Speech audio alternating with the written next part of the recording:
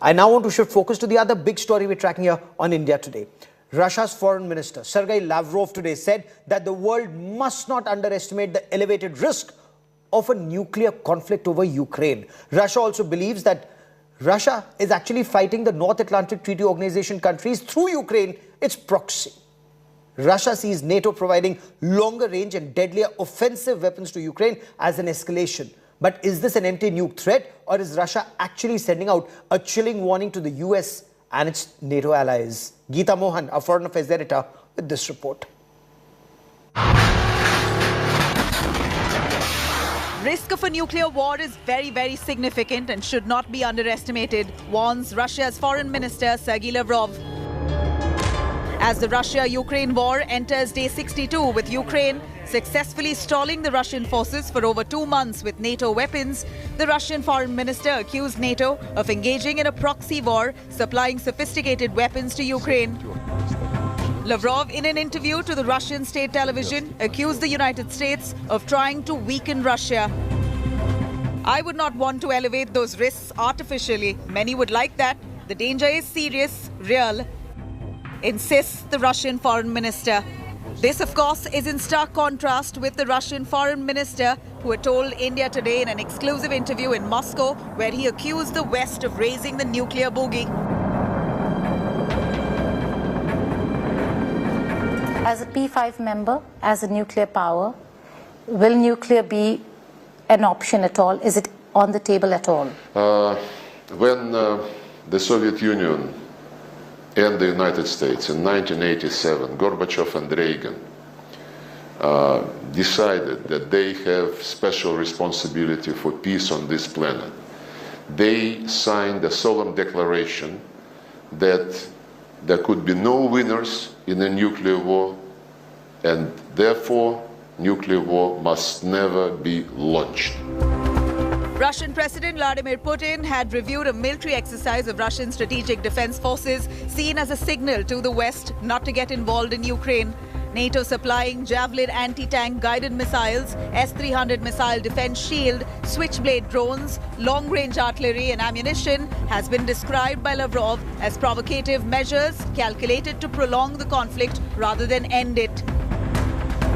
NATO, in a sense, is engaging in a war with Russia through a proxy and is arming that proxy. War means war.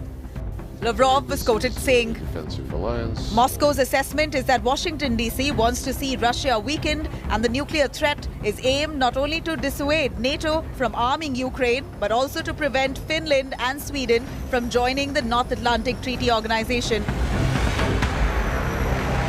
The conversations again about Finland and Sweden joining or becoming a member of the NATO, there is conversation in Russia and clear message to the world that should there be an existential crisis to Russia, they would be looking at nuclear, but that only if their existence is under threat.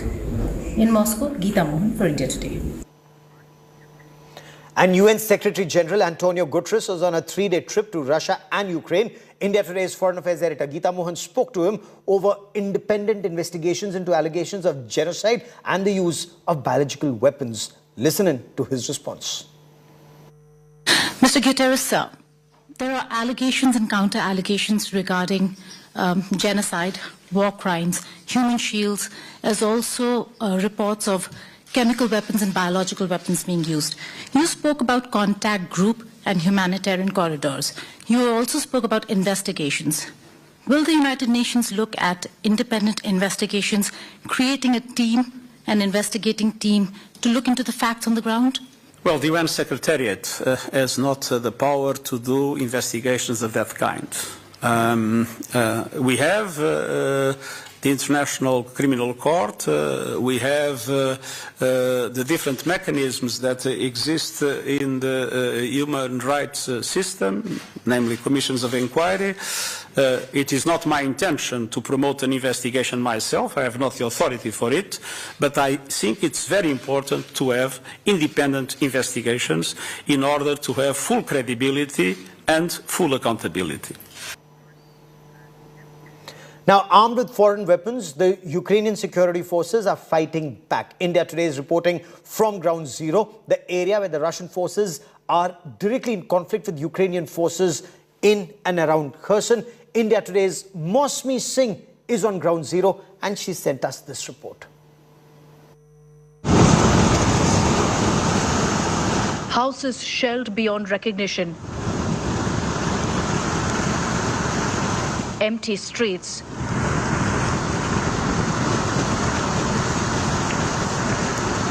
Novorossiysk in Kherson is virtually a no-man's land.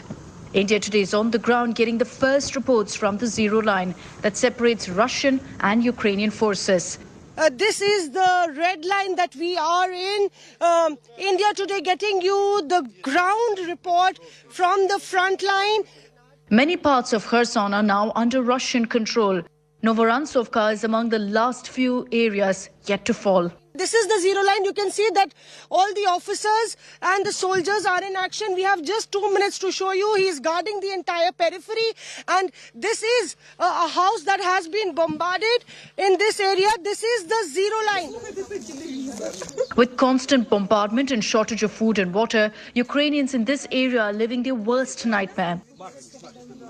Хочу, щоб мене, як то кажуть, дім зруйнували. Думаю, якось зберегти його тим, що я буду тут. So people here is staying and protecting their homes. They don't want to leave, but there is not enough food.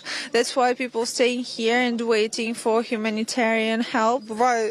Ведуться зараз активні обстріли, що ви можете чути. As you can hear, the Russian troops start shooting on that position, which one were free by the Ukrainian soldiers, and they're trying to take them again. But you can hear that we are fighting and we're not going to give our territory again to them. The Russian forces have increased bombardment of the area over the last few days. Российская Федерация применяет против Украины запрещенные конвенции боеприпасы. Это у нас фосфорные. Russian soldiers are using the dangerous, convenient phosphor bombs. It looks like this one before it bombing, and after that it looks like this one. It's so dangerous, and it's military convenient. Okay, no one can use this stuff. Yes, internationally banned. Yes, and they're acting like at night when people want to go home or sleeping or something like that. When we didn't expect for some actions, they're acting like at midnight when no one expect. So they're using the grads, cassette bombs. Images from the Dnipro river bank reveal Ukrainians armed with foreign weaponry are ready for a fight back.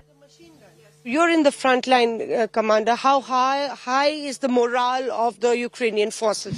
The cohesion and trust is the more harder to achieve, so we already achieve it. So we are great because we know we have an idea why we fight, why we're here. It's our land, so we are not retrograding, we are fighting.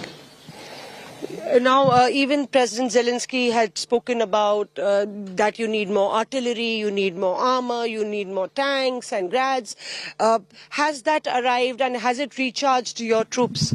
Yes, of course. So the main task, why he actually asking for that, because we need to deblocate our occupied territory. So if we want to do that, so we need the high weapons, like tanks, as you said, as like a high caliber artillery weapons and like maybe air system. Mosmi Singh from Ground Zero, India Today.